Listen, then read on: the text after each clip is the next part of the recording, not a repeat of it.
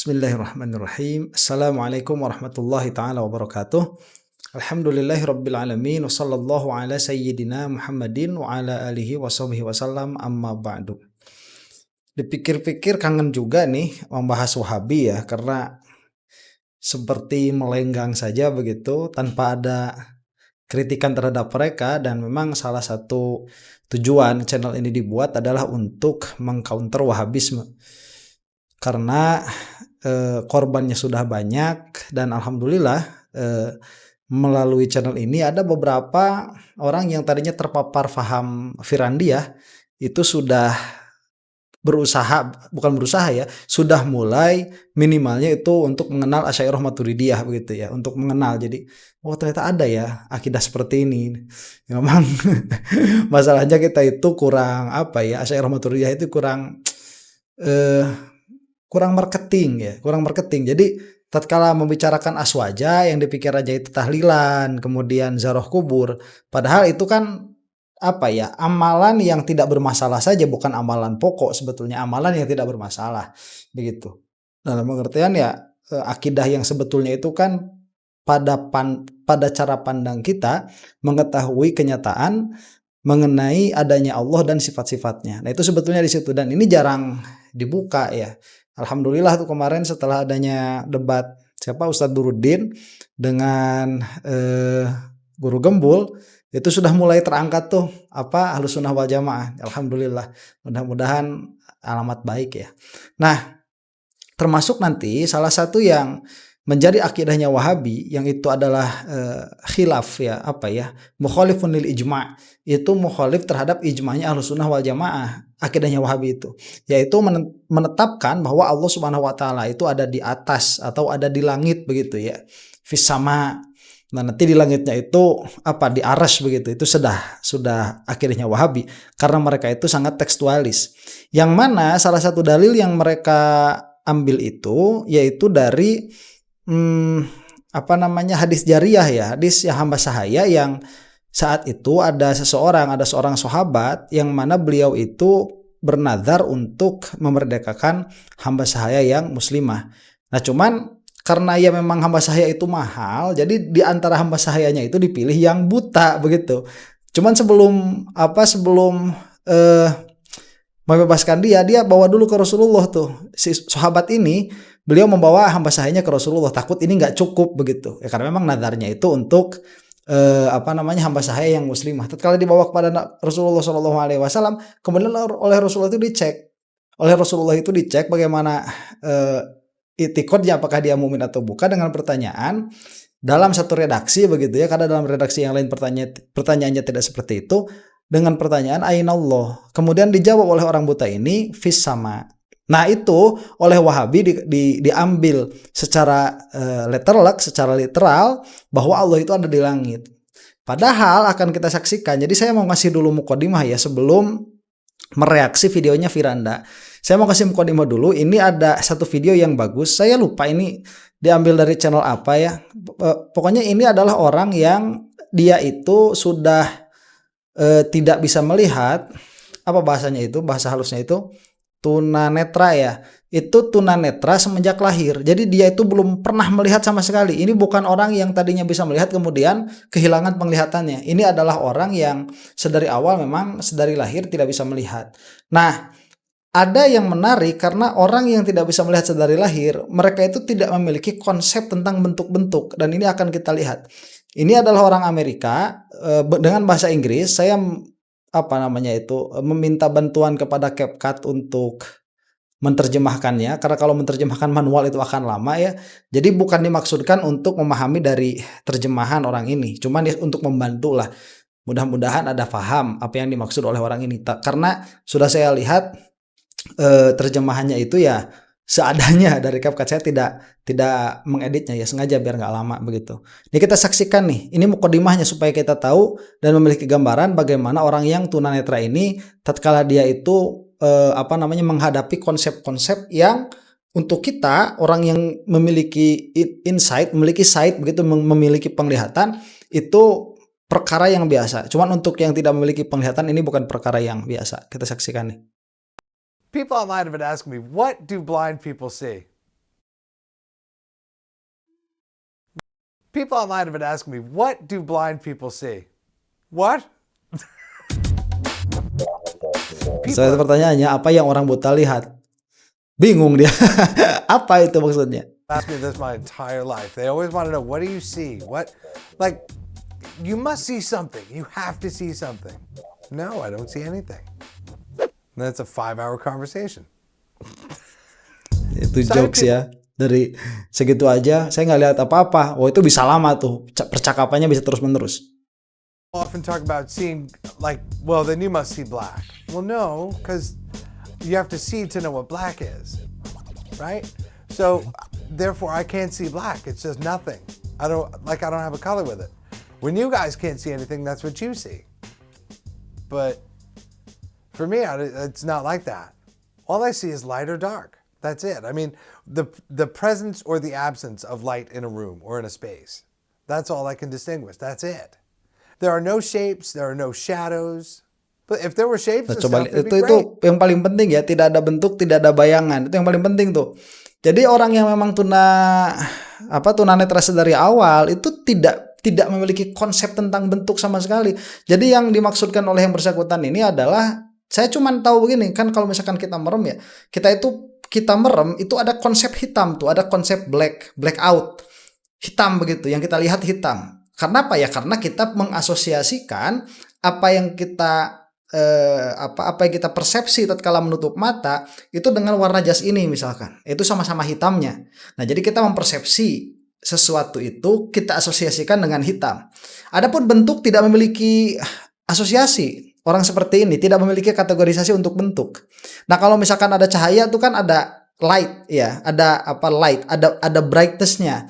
Kalau misalkan dia tidak ada cahaya, yaitu dark. Jadi dark itu bukan black begitu. Itu yang dirasakan oleh orang yang tidak melihat. Antara ada brightness sama tidak ada brightness begitu. Ada light dengan dark. Nah, ini yang dirasakan oleh orang yang tidak melihat. Dan ini kuncinya, ini sebentar ya, ini kuncinya nih. The presence or the absence of light in a room or in a space. That's all I can distinguish. That's it. There are no shapes, there are no shadows. Nah, no shapes, no But shadows. if there were shapes and stuff, it'd be great. My shins and knees would be so grateful. Holy mackerel. It'd be awesome. Oke, itu intinya ya, dalam pengertian konsep tentang bentuk tangan pun dia nggak tahu, kemudian konsep tentang bentuk kaki pun dia tidak tahu. Jadi tidak memiliki kategorisasinya ya. Nah, ini yang harus diingat oleh kita, bahwa salah satu cara kerja otak kita itu adalah kategorisasi dan asosiasi. Jadi misalkan tatkala kita ini melihat atau mendengar bahwa sesuatu itu ada tangannya, nah kemudian lafaz tangan ini kita langsung asosiasikan dengan sesuatu.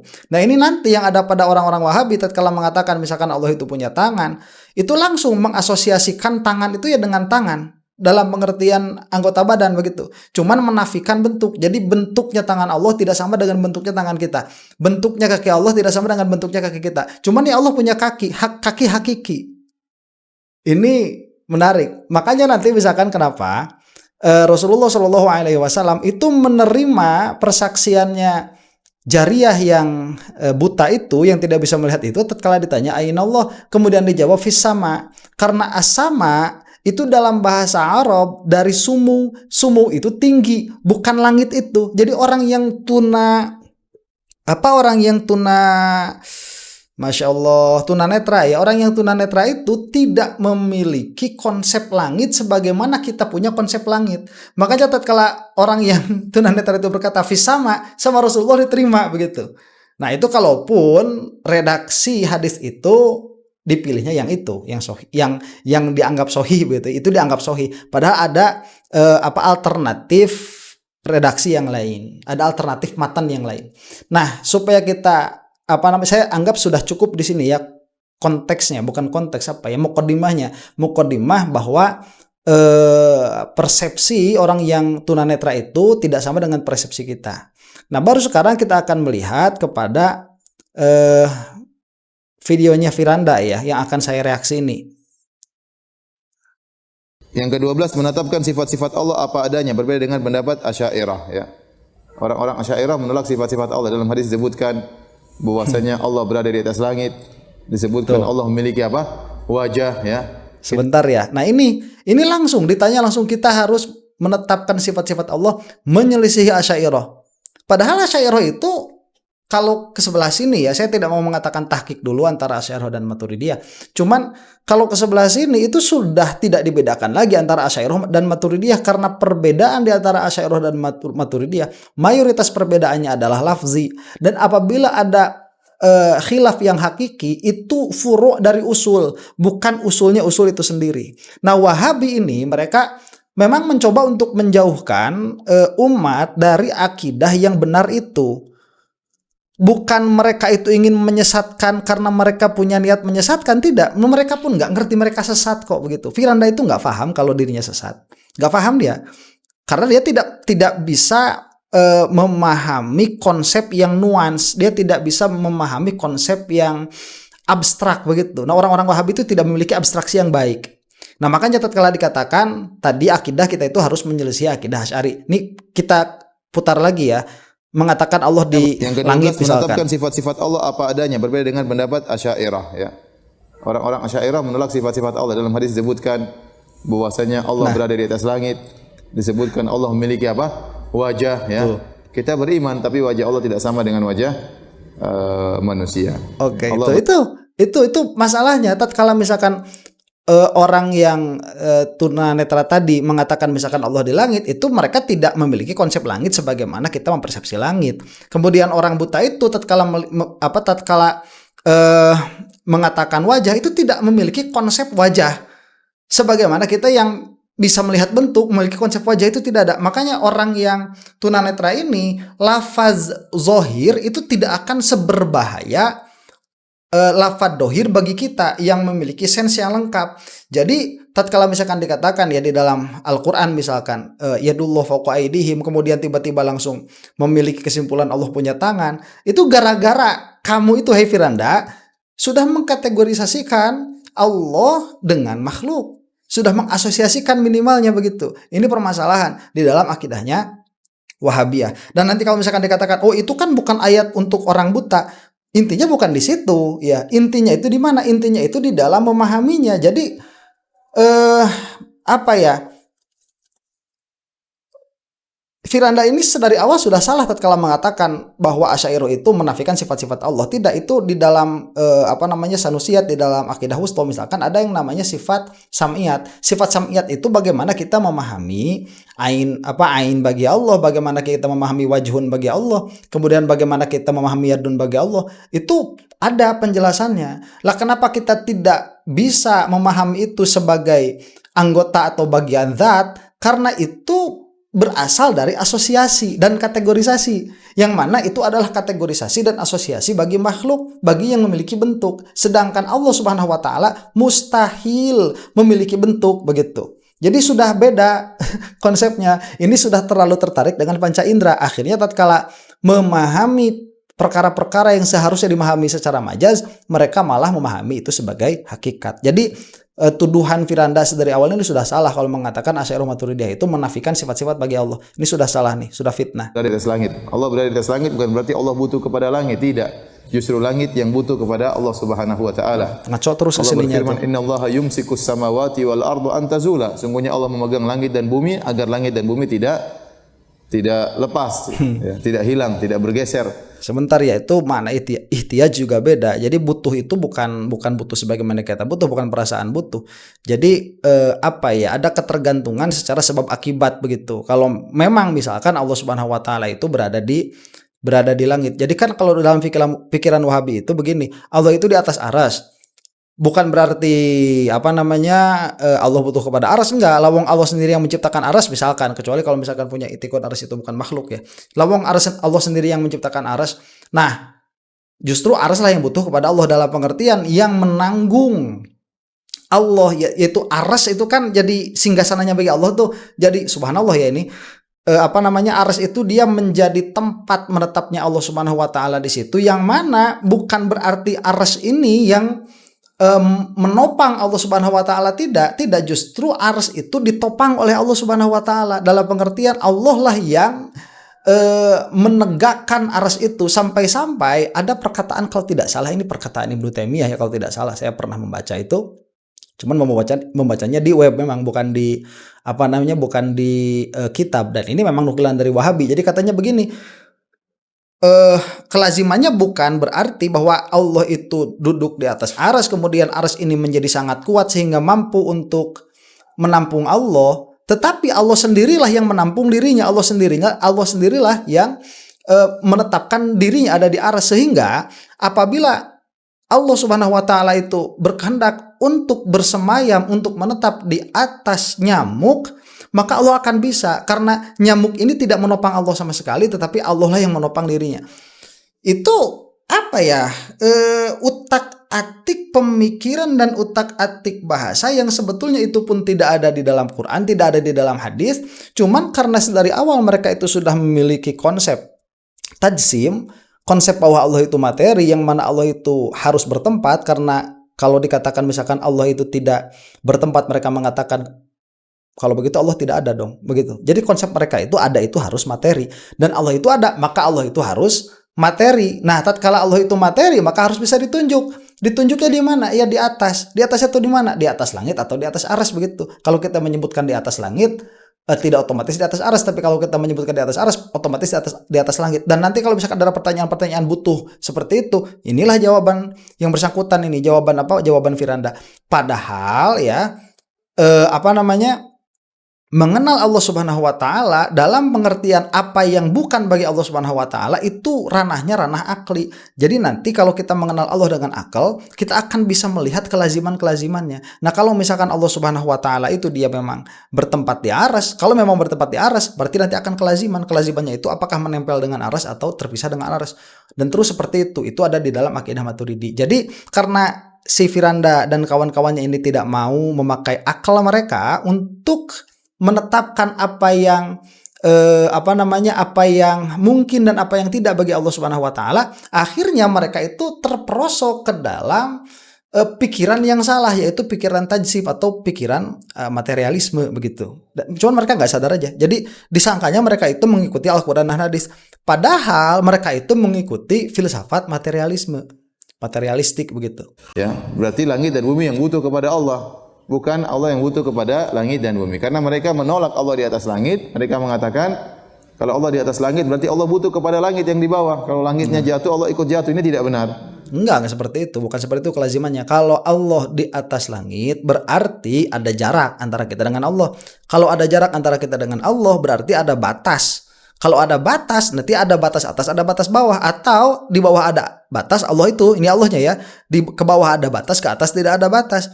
Jika begitu tetap akan ada batas, ini berarti nanti ada ukurannya. Apabila ada ukurannya, berarti nanti ada apa? Ada taksis. Itu kelazimannya, bukan butuh seperti itu. Kalau kita itu mengatakan ihtiyaj, butuh itu kepada ada. Jadi dalam pengertian apabila sesuatu itu ada dimulai dari ketiadaan, maka itu ada ihtiyaj. Makanya Allah Subhanahu wa taala itu adanya tidak dimulai dari ketiadaan, maka dari itu tidak ada ihtiyaj, tidak ada kebutuhan, begitu. Enggak seperti itu konsepnya, Pak Firanda.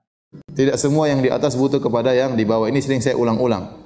Tidak semua yang di atas butuh kepada yang di bawah, tidak semua yang di atas lebih kecil daripada yang di bawah. Contoh sangat nyata antara langit dan bumi. Langit lebih tinggi daripada bumi. Langit di atas bumi. Namun langit tidak butuh kepada bumi, dan langit lebih luas daripada bumi, ya. Nah, ini langit di atas bumi. Ini yang maksud saya itu apa? Terjebak di dalam filsafat materialisme. Ya, kalau orang yang tidak memiliki konsep seperti itu nggak ada. Sedangkan konsep-konsep itu kan kebanyakannya justru apa? Kebanyakannya ya i'tibari, dalam pengertian itu adalah konsep berpikir saja. Langit lebih luas daripada bumi, dan langit tidak butuh kepada bumi. Demikian juga Allah di atas langit, Allah tidak butuh kepada langit, dan Allah tidak lebih kecil daripada langit. Itu tidak benar. Ya, itu tidak benar. Kita beriman saja Allah di atas, ya. Dan sering saya sampaikan, itulah fitrah orang-orang Indonesia. Rata-rata kalau ada masalah mereka mengatakan kita serahkan kepada yang di atas. Nah, itu dalil pakai apa? Itu sudah bukan dalil Quran, sudah bukan dalil hadis, begitu ya. Itu adalah urf dari bahasa. Jadi tatkala mengatakan kita serahkan kepada yang di atas, itu pun saya sudah membahas itulah. Ya, ini bukan dalil sama sekali. Enggak ada yang mengatakan kita serahkan kepada yang di mana-mana. Orang yang sudah kita pusing gimana? Sudah serahkan aja kepada yang di mana-mana. Ada yang bilang gitu? Enggak ada. Seumur hidup saya enggak pernah dengar ngomong gitu. Orang Asy'ariyah mengatakan Allah tidak. Sebenarnya itu sekali lagi ya, itu istidlal bukan dengan apa-apa. Apa sih itu? Istidlal dengan apa sih? Apa? Firanda itu. Di atas tidak di bawah dan tidak di mana-mana. Allah tidak di atas, tidak di bawah dan tidak di mana-mana. Tidak boleh bilang Allah di mana itu, tidak boleh kata mereka. Ya. Ini pakai akal, ya, pakai akal. Ya, dalilnya tidak ada, pakai akal saja, logika dan logika kita sangat lemah. Ya, Allah Maha Gaib, kita enggak tahu, maka kita hanya bisa tahu tentang Allah kecuali kalau yang Allah kabarkan. Nah sebentar, yang Allah kabarkan itu harus difaham dengan akal. Jadi apa alat kamu tatkala memahami apa yang dikabarkan oleh Allah Subhanahu wa taala? Tatkala ini ada ihtimal, ada kemungkinan A dan B di dalam maknanya. Ini ada kemungkinan makna majaz, ini ada kemungkinan makna hakikat. Terus kamu mau apa mentarjih dengan apa begitu? Jadi tanpa sadar ya, orang seperti Firanda atau Wahabi pada umumnya, tanpa sadar mereka itu sebelum membaca Al-Quran, mereka sudah memiliki tajsim, sudah memiliki konsep materialisme. Nah, jadi sebelum membaca Al-Qur'annya, kita harus selesaikan ini dulu. Makanya dalilnya itu dalil akli, karena jika tidak demikian, maka akhirnya tidak akan ada validasi mana faham yang benar tatkala kita itu memahami Al-Qur'an begitu. Itu nanti akan circular reasoning dan lain sebagainya. Dan tetap mereka tidak akan mau menerima itu, karena mereka itu Qur'annya, hadisnya, Qur'annya, hadisnya. Padahal Qur'an dan hadis itu ya perlu difahami begitu. Nah, pada akhirnya orang yang terjebak di dalam circular reasoning itu dari awal tidak menggunakan akalnya, dan orang yang tidak menggunakan akal itu dicela oleh Allah Subhanahu wa taala. Di dalam Al-Qur'an itu banyak sekali celaannya bagi orang-orang yang tidak menggunakan akalnya, dan orang-orang yang kafir itu disebut kafir, dicela oleh Allah Subhanahu wa taala karena mereka tidak menggunakan akalnya. Nah, makanya sekarang kalau misalkan kita melihat kepada akidah Asy'ariyah Maturidiyah, sebelum masuk ke dalam perkara apa tauhidnya, kita itu harus mengenal akal kita dulu begitu. Bagaimana cara kita itu mengambil kesimpulan. Nah, nanti misalkan dilihat nanti kesimpulan-kesimpulannya itu ada yang bersifat toruri, misalkan ada yang bersifat nazori. Ketika dia bersifat nazori, bagaimana kita mengambil kesimpulan dari premis A, premis B, kemudian konklusi, kemudian bagaimana kita misalkan melihat ada hubungan kelaziman antara satu perkara dengan perkara yang lain, kemudian hubungan tadodun, saling saling menghindari antara satu dan yang lain. Itu kan cara kita mentashih, cara kita berpikir. Sekarang pertanyaannya, kalau kamu tidak memiliki pola pikir yang sudah ditahqiq bahwa ini adalah pola pikir yang benar, apa jaminan kamu bahwa pikiran kamu, pemahaman kamu atas Quran dan hadis itu yang benar? Itu permasalahannya sebetulnya begitu. Jadi permasalahannya bukan di dalam Quran dan hadisnya, bukan di dalam akalnya. Bagaimana metodologi kamu itu di dalam memahami Al-Quran dan hadis? Kalau kabarkan begini-begini udah ente tunduk aja, otak ente nggak sampai. Ya, makanya saya bilang tadi fitrah, tidak ada yang mengatakan Allah kita serahkan saja kepada yang tidak di atas dan tidak di bawah ya. Kalau ada yang begitu orang pasti ketawain ya. Sampai pernah ada seorang guru debat sama murid-muridnya, ya. Murid-muridnya bilang Allah di atas, gurunya bilang enggak. Sampai akhirnya dia mengatakan, akhirnya dia bilang ya sudah, kita lihat saja nanti, ya. Jadi dia tunjuk ke atas. Jadi mulutnya tidak beriman, jarinya beriman, tunjuk ke atas. Sebentar ya, kalau tahiyat Pak Firanda, kalau tahiyat itu bukan ke atas tapi ke depan. Ya, itu kan isyarat tauhid tuh, nggak gini nih, nggak gini. Itu dalil apaan sih kayak gitu? Ya, dalil apaan seperti itu tuh? Di antaranya Allah Subhanahu wa taala memiliki wajah, tadi kata Nabi sallallahu alaihi wasallam, fa inna Allah harrama 'alan nari man qala la ilaha illallah yabtaghi bidzalika wajha Allah. Sungguhnya Allah mengharamkan neraka bagi orang yang mengucapkan la ilaha illallah mengharapkan wajah Allah. Berarti Allah memiliki wajah, makanya Allah menyebutkan, Nabi menyebutkan Allah memiliki wajah, dan ini akidah Ahlussunnah wal Jamaah. Ya, wajah Allah sangat indah, dan di puncak kelezatan pada hari kiamat kelak di surga adalah melihat wajah Allah Subhanahu wa taala. Nah, coba lihat ini asosiasi sebagaimana saya katakan tadi ya. Tatkala kita membicarakan tentang wajah, ini kan ada apa namanya? Ada kaidah yang diketahui oleh semua. Bahkan ini musalamah oleh Wahabi sendiri. Apa? Laisa kamitslihi syai'. Itu sudah jelas. Nah, laisa kamitslihi syai' itu tanzih. Yang paling tanzih itu adalah akidah yang paling benar.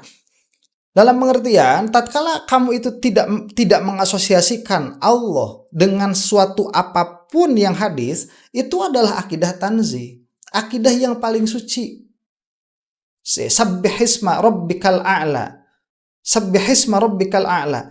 Itu apa? Bukan perintah hanya untuk mensucikan nama Allah, itu perintah untuk mensucikan Allah, sama seperti bismillahirrahmanirrahim. Bukan dengan nama Allah, itu dengan Allah karena kita karena kita itu itu kan isti'anah ya. Minta perlindungan kan bukan kepada nama Allah tetapi ke Allah Subhanahu wa taala begitu. Nah, ini memerlukan pemahaman yang nuans memang, yang sayangnya orang-orang awam itu tidak akan memiliki kesabaran untuk mempelajari hal itu secara sabar. Ya akhirnya orang-orang yang pikirannya sengklek kayak Firanda ini yang memang tidak memiliki pengetahuan tentang kompleksitas bahasa Arab zaman dahulu dengan fasohahnya dan sebagainya, yang mana tadi dia seenaknya saja mengatakan yang di atas seperti itu, yang mana itu adalah urufnya kita juga, urufnya orang Indonesia juga. Itu pun akhir-akhir ini setelah ramai artis-artis itu bilang seperti itu kok malah dijadikan dalil bahwa Allah itu di atas, kemudian menjadikan dalil bahwa Allah itu punya wajah yang hakiki. Ya, dalam pengertian wajah wadul awal, dalam pengertian wajah sebagai anggota badan, anggota zat lah kita katakan begitu ya. Itu kok bisa seperti itu, Pak Firanda ini? Oleh karenanya Nabi SAW berdoa, as'aluka ladzatan nadhari ila wajhikal karim. Ya Allah, aku memohon kepada Engkau kelezatan memandang wajah Allah Subhanahu wa taala. Dalam ayat lilladzina ahsanul husna wa ziyadah, bagi orang-orang yang berbuat baik Allah berikan surga dan tambahan. Dalam hadis-hadis yang sahih dijelaskan tambahan tersebut adalah melihat wajah Allah Subhanahu wa taala. Nah, kemudian Allah punya wajah, Allah punya tangan, Allah punya kaki, kemudian wa yabqa wajhu rabbika dzul jalali wal ikram, berarti yang bako yang tetap hanya wajahnya Allah saja, yang lain itu sirna begitu, hancur. Itu gimana cara memahaminya seperti itu? Dia mengatakan, Ustaz, wajah tersebut maksudnya adalah zat Allah. Karena ada namanya majas part prototo atau apa gitulah ya. Menyebutkan sesuatu untuk mewakili seluruhnya. Seperti aku tidak melihat batang hidungnya. Batang hidungnya maksudnya seluruh badannya. Cuma batang hidung ada perwakilan dari seluruh zat. Kata mereka demikian, disebutkan wajah itu ya Ustaz, bukan maksudnya wajah tapi perwakilan dari apa? Zat. Ini syubhat. Bagaimana bantahnya? Kita bilang bantahannya, tidaklah wajah dijadikan perwakilan dari zat kecuali wajahnya benar-benar ada. Paham? Tidaklah wajah dikatakan perwakilan dari zat kecuali wajah itu benar-benar ada. Nah, ini jawaban, kalau tidak salah ini jawaban Ibnu Taimiyah ya. Oh, itu kan ada majas. Oh, tetap aja meskipun ini majas, tatkala sesuatu itu ditetapkan kepada sesuatu yang lain secara majas, pasti sesuatu yang lain ini dia memiliki hakikat dari majas itu. Jadi kalau misalkan tadi nih kata Firanda nih, kalau misalkan dikatakan saya tidak melihat batang hidungnya, yang dimaksud adalah saya tidak melihat seluruh badannya. Ya. Gimana nanti ke Allah bukan seperti itu. Belajar akidah yang benar lah ya. Tidak melihat batang hidungnya, maksudnya itu tidak melihat zatnya, tidak melihat dirinya. Ya memang itu majas seperti itu, tapi kan tetap orang itu punya hidung. Kemudian tangan kanan, tetap aja kan orang itu punya tangan. Jadi tidaklah semua majas itu ditetapkan kepada seseorang kecuali seseorang itu atau sesuatu itu memiliki wajah yang hakiki. Nah, ini jawaban Ibnu Taimiyah dipakai sama Firanda, dan ini adalah jawaban yang konyol. Itu jawaban yang konyol. Jawaban dari mana? Kamu pernah dengar bahasa kaki gunung? Apa gunung punya kaki? Kemudian ada bahasa kaki bukit. Apa bukit punya kaki? Kemudian ada muka kota. Apa kota itu punya muka? Ya, wajah rumah. Ya, kemudian wajah kitab. Itu ada tuh wajhul kitab, fi wajhil kitab. Memang kitabnya punya wajah? Bukan. Itu sudah syai'un akhar, itu sudah makna yang lain. Jadi pada akhirnya begini ya, kekurangan dari Wahabi itu dari awal apa? Metodologi bagaimana mereka itu memahami Al-Quran dan hadis. Metodologinya itu yang penting. Karena tanpa metodologi, akhirnya kita itu akan memahami teks bahasa itu mutabadir ya. Makna mutabadir itu makna yang pertama kali kita kecap. Makna yang pertama kali terkesan pada diri kita, dan itu yang ditasdik. Pada akhirnya nanti orang berbeda-beda jika seperti itu. Orang yang memang kecondongannya kepada majaz itu akan majaz terus, nantinya batiniah. Orang yang kecenderungan kepada zahir nantinya zahir terus, jadinya mujasimah. Nah, makanya Al-Quran itu ada yang dimaknai, yang difahami secara zahir, itu yang muhkamat.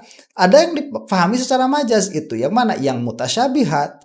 Bagaimana kita menentukan yang muhkamat, yang mutasyabihat? Kita perlu hakim. Nah, hakimnya ini adalah akal. Kemudian nanti akan bertanya, loh akal saya kan beda dengan akal kamu. Itu bahasanya nanti si Wahabi seperti itu. Logika saya kan nggak sama dengan logika kamu. Maka saya bisa mengatakan sesuatu ini benar, kamu mengatakan salah, kamu mengatakan salah, saya benar. Itu ciri orang yang tidak pernah belajar bagaimana akal itu berfungsi. Karena sebetulnya kalau kita berbicara tentang logik, kita berbicara tentang logika, kita berbicara tentang akal, itu bukan sesuatu yang relatif, yang mana logika kamu tidak sama dengan logika saya, yang mana logika saya tidak sama dengan logika kamu. Enggak. Tatkala kita menyebutkan misalkan A adalah B, kemudian setiap B adalah C, pasti kesimpulannya A adalah C. Itu pasti kesimpulannya seperti itu. Makanya nanti kalau misalkan kita mengatakan bahwa Allah itu memiliki bagian zat, dan setiap yang memiliki bagian zat adalah makhluk, maka akan punya kesimpulan Allah adalah makhluk. Itu sudah pola pikir yang benar itu. Makanya nggak bakalan ada orang yang mengatakan tidak demikian. Kalau A adalah B, B adalah C, maka A adalah C. Itu sudah kepastian seperti itu. Kalau ada orang yang mengatakan tidak demikian, A adalah B, setiap B adalah C, tapi A bukan C. Udah, toyorin aja kepalanya orang kayak gitu mah. Nggak bener, nggak punya otak itu, nggak mikir begitu. Jadi bagaimana mungkin kita itu bisa memahami Al-Quran, bisa memahami Al-Hadis, sebagaimana Rasulullah SAW itu memahaminya tanpa alat-alatnya. Makanya alatnya kita itu banyak sekali, yang mana setelah selesai alat-alatnya ini, kemudian para ulama itu mengistinbato ahkam dari Al-Quran, baik itu yang bertalian dengan ahkam syariah atau itu bertalian dengan sifat-sifat Allah Subhanahu wa taala, dikeluarkanlah kaidah-kaidah supaya kita sebagai orang awam tinggal menerima saja. Tinggal mengambil saja begitu. Nah, kalaupun kamu itu mau langsung kepada Al-Quran dan hadis, sebagaimana keinginan dan cita-citanya Firanda ini, itu tidak cukup hanya membaca hadis, hanya membaca Quran, kemudian mengambil kesimpulan tanpa mentahqiq kemungkinan makna dari Al-Quran dan hadis itu, kemudian mentarjih mana yang benar di antara yang ini, dan itu sudah dilaksanakan oleh ulama-ulama kita, yang mana pada akhirnya Ibnu Taimiyah ini kan menjadi fitnah. Itu makanya kenapa Ibnu Taimiyah itu dipenjara lama-lama itu, ya, karena memang menjadi fitnah. Orang-orang awam akan termakan dengan omongan seperti ini. Nah itulah ya, ini videonya panjang, insya Allah nanti kapan-kapan kita teruskan lagi, karena jangan sampai berhentilah kita membahas Wahabois itu ya. Ini kan musuh pemikiran ya. Ya kalau orang ini sih mau ngopi-ngopi aja, apalagi sama Riyad Bajrai itu ya, kayaknya asik tuh mancing sama beliau itu. bisa ngudut begitu. Ya udahlah, mudah-mudahan yang menonton ini bisa sedikit banyak memahami apa yang saya paparkan. Memang untuk memahami ini adalah masalah yang katakanlah kompleks untuk dipahami, jadi memerlukan kesabaran untuk belajar. Nah, mudah-mudahan kita semua ada di dalam maghfirahnya Allah Subhanahu wa taala. Wallahu taala alam bissawab. Assalamualaikum warahmatullahi taala wabarakatuh.